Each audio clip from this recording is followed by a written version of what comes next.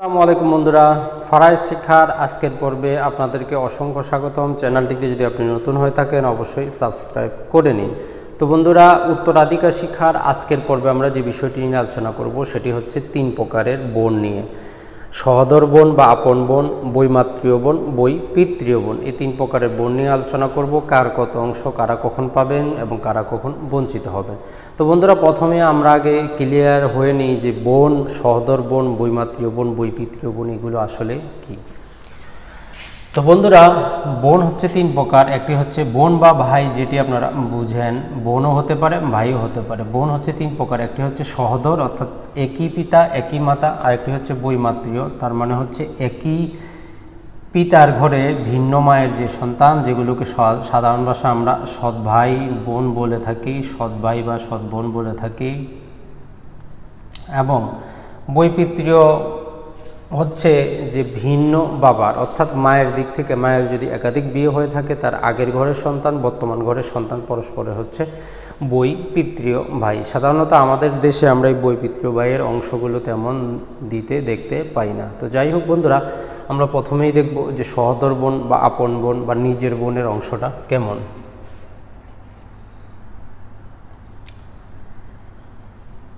সহোদর বোন, তো আমরা যদি একটি চার্টের মাধ্যমে দেখি যে সহোদর বোনের অংশগুলো কেমন। তো সহোদর বোন অর্ধেক পেতে পারে মোট সম্পত্তির, সহোদর বোন 2/3 পেতে পারে, সহোদর বোন আসাবা হতে পারে, 2:1 অনুপাতে পেতে পারে, সহোদর বোন আসাবা হবে, সম্পূর্ণ অংশ পাবে, সহোদর বোন বঞ্চিত হবে। তো বন্ধুরা, মোটামুটি একজন বোন সম্পত্তি পাওয়ার আমরা 5টি অবস্থা দেখতেছি এবং এখানে তাদের অংশগুলো ভিন্ন ভিন্ন। তো সর্বপ্রথম যে বিষয়টি আমরা আলোচনা করব সেটি হচ্ছে যে সহোদর বোন কখন বঞ্চিত হয়, অর্থাৎ কখন পাবেই না। যদি যে মারা গেল তার যদি পিতা থাকে, সহোদর বোন বঞ্চিত হবে। তার যদি দাদা থাকে, সহোদর বোন বঞ্চিত হবে। তার যদি ছেলে থাকে, সহোদর বোন বঞ্চিত হবে। তার যদি পৌতো থাকে, পৌতো মানে হচ্ছে ছেলের ছেলে, অর্থাৎ এই 4 জনের যে কেউ একজন যদি থাকে, এই 4 জনের পিতা, দাদা, ছেলে এবং ছেলের ছেলে বা পৌতো যদি থাকে, সহোদর বোন বঞ্চিত হবে। তো যাই হোক, এখন এদের অবর্তমানে আমরা হিসাব করব।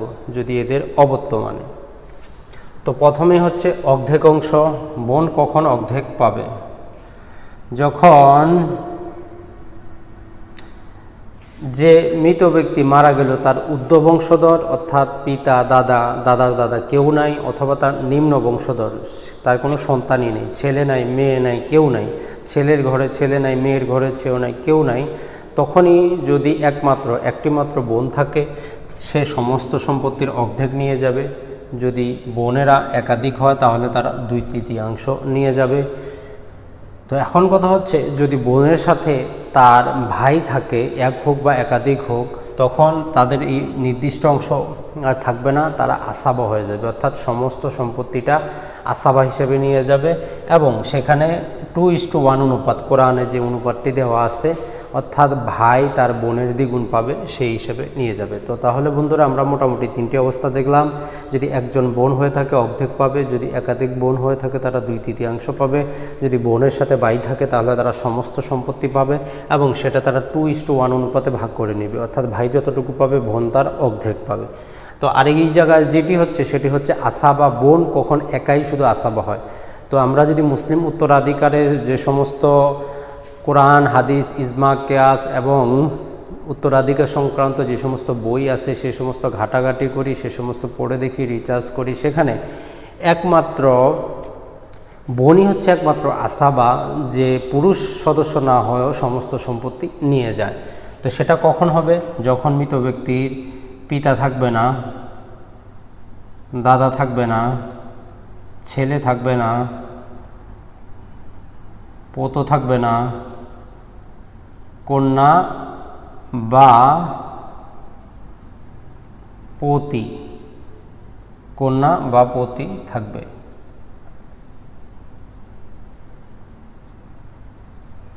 দেখুন, একজন বোন কখন আসাবা হয়ে থাকে? অর্থাৎ যখন এই যে পিতা থাকবে না, দাদা থাকবে না, ছেলে থাকবে না, পুত্র থাকবে না, কিন্তু তার কন্যা থাকবে, সেটা এক কন্যা হোক অথবা একাধিক কন্যা হোক। যদি কন্যা না থাকে, মৃত ব্যক্তির ছেলের যে মেয়ে আছে সে যদি থাকে, একজন হোক বা একাধিক হোক, তাহলে তার অংশ নিয়ে যাওয়ার পর বাকি যে অংশটা থাকবে সেটা বোন একমাত্র উত্তরাধিকারী হিসাবে পেয়ে যাবে। তো তাহলে বন্ধুরা আপনারা বুঝলেন যে মৃত ব্যক্তির বোনের কী অবস্থা। তো আমরা দেখলাম বোন 5 ভাগে পেতে পারে। এক হচ্ছে সে সম্পূর্ণ সম্পত্তি থেকে বঞ্চিত হতে পারে যদি পিতা বা দাদা, ছেলে বা ছেলে থাকে।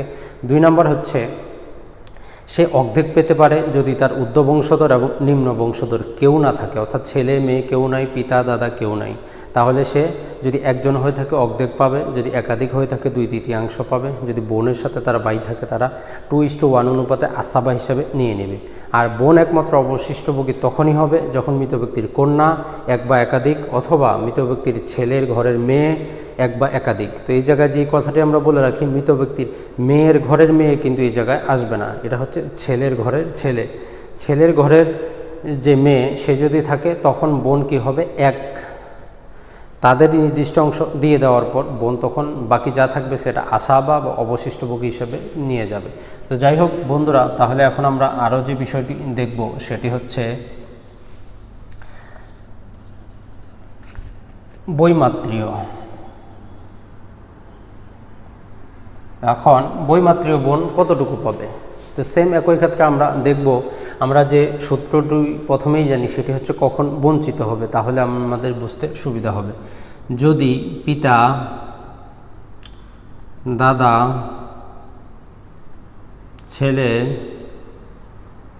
পৌত্র এবং 2 বা ততোধিক সহোদর বোন থাকে এবং বৈমাত্রীয় ভাই না থাকে। দেখুন, একজন বৈমাত্রীয় বোন বঞ্চিত হবে। যদি পিতা থাকে তাহলে বঞ্চিত হয়ে যাবে, অথবা দাদা থাকে তাহলেও বঞ্চিত হয়ে যাবে। যদি ছেলে থাকে মৃত ব্যক্তির তবুও বঞ্চিত হয়ে যাবে। যদি ছেলের ঘরের ছেলে থাকে তারপরেও বঞ্চিত হয়ে যাবে। অথবা মৃত ব্যক্তি যদি নিজের আপন 2 জন বোন থাকে তারপরও বঞ্চিত হয়ে যাবে, যদি না বৈমাত্রীয় যে বোন তার ভাই থাকে। তার যদি ভাই থাকে তখন সে নির্দিষ্ট কিছু অংশ পাবে, অথবা সে বঞ্চিত হয়ে যাবে। তো বন্ধুরা, আমরা তাহলে প্রথমেই দেখি যে মৃত ব্যক্তির বৈমাত্রীয় বোন কখন অর্ধেক পাবে। তো এই জায়গায় সত্য যেটি সেম, একই সত্য, অর্থাৎ মৃত ব্যক্তির কোনো ঊর্ধ্ব বংশধর থাকবে না, মৃত ব্যক্তির কোনো নিম্ন বংশধর থাকবে না, এবং মৃত ব্যক্তির কোনো আপন বোনও থাকবে না বা আপন ভাইও থাকবে না। তো তখন একজন হলে সে অর্ধেক পাবে, একাধিক হলে তারা 2/3 পাবে, আর যদি ভাই থাকে তাহলে তারা আসাবা হবে,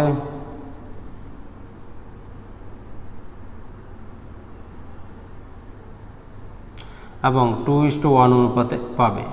অর্থাৎ একজন মৃত ব্যক্তি মারা গেল, তার কোনো ঊর্ধ্ব বংশধর নাই, তার কোনো নিম্ন বংশধর নাই, এবং তার কোনো নিজের আপন বোনও নাই, এবং বৈমাত্রীয় ভাই এবং বোন আছে।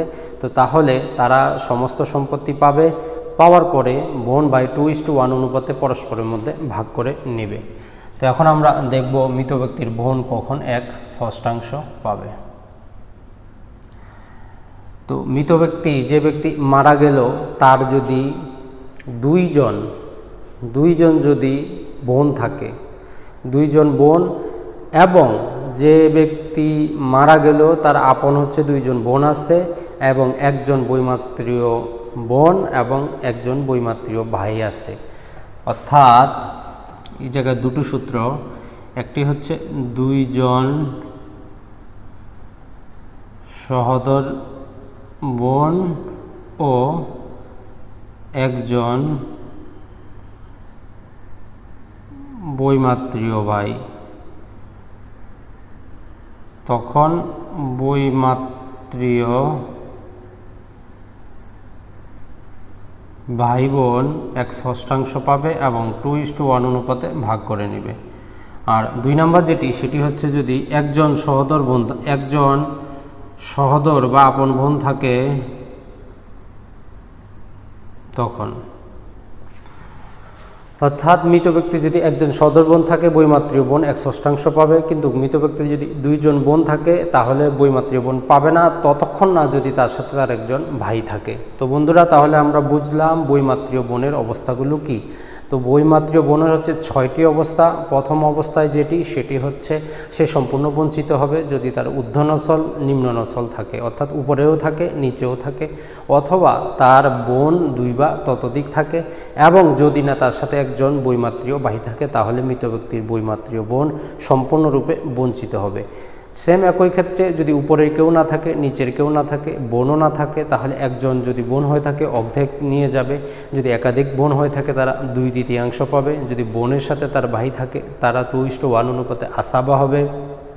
এবং মৃত ব্যক্তি আছে তার যদি একজন বোন থাকে তাহলে বৈমাত্রীয় বোন 1/6 পাবে, এবং যদি 2 জন বৈমাত্রীয় বোন থাকে, যতক্ষণ না তার একজন বৈমাত্রীয় ভাই থাকতেছে ততক্ষণ সে বঞ্চিত হবে। যদি ভাই থাকে তাহলে সে 1/6 পাবে। তো এটা ছাড়াও মৃত ব্যক্তির বোন হয়ে যায় আসাবা। এই জায়গায় যেটি আমি হয়তো লিখিনি সেটি হচ্ছে আসাবা। আসাবা তখনই হবে যদি মৃত ব্যক্তির ঊর্ধ্ব বংশধর এবং নিম্ন ছেলে কোনো বংশধর না থাকে, তার একটি বা একাধিক কন্যা, এক পতি বা একাধিক ছেলের মেয়ে থাকে এবং তার কোনো সহোদর বোন না থাকে। তখন মৃত ব্যক্তির কন্যা বা ছেলের ঘরের মেয়ে, যাকে আমরা পতি বলি, তাদের অংশ নিয়ে যাওয়ার পর যে অংশগুলো থাকবে সেটি মৃত ব্যক্তির বৈমাত্রীয় বোন আসাবা হিসেবে পেয়ে যাবে। তো বন্ধুরা, সর্বশেষ যেটি আমরা দেখব সেটি হচ্ছে সবচেয়ে ছোট, সেটি হচ্ছে বৈপিত্রীয় বোন। তো বৈপিত্রীয় বোনের অংশ খুবই কম, ওই জন্য এটা আমরা মিশিয়ে দিচ্ছি। আমরা নতুন করে দেখি বৈপিত্রীয় বোন। তো বৈপিত্রীয় বোনের অংশ হচ্ছে 2টি, 1/6, 1/3, আর একটা হচ্ছে বঞ্চিত। তো এখন কথা হচ্ছে যে কখন বৈপিত্রীয় বোন 1/6 পাবে? যদি মৃত ব্যক্তির ঊর্ধ্ব বংশধর, মৃত ব্যক্তির নিম্ন বংশধর, সেটা ছেলে হোক বা মেয়ে হোক, যদি কেউ না থাকে এবং একজন হলে 1/6, যদি তারা একাধিক হয় তাহলে 1/3। আর বঞ্চিত হবে যখন যদি পিতা থাকে, যদি দাদা থাকে, যদি ছেলে থাকে, যদি ছেলের ছেলে থাকে, অর্থাৎ এই যে নিয়মগুলো আছে, যদি পিতা, দাদা, ছেলের ছেলে থাকে, তখন কিন্তু এই যে বৈপিত্রীয় যে বোন আছে সে বঞ্চিত হবে। সহোদর বোন থাকলেও কিন্তু সে পাবে তার নির্দিষ্ট অংশ। যদি একজন হয় সে 1/6 পাবে, যদি তারা একাধিক হয় তখন তারা 1/3 পাবে। তো বন্ধুরা, আজকের এই ভিডিওতে আমরা দেখলাম যে একজন মৃত ব্যক্তির বোনেরা কত অংশ পায়। আসসালামু আলাইকুম, ভালো থাকবেন, সুস্থ থাকবেন, দেখা হবে আগামী পর্বে।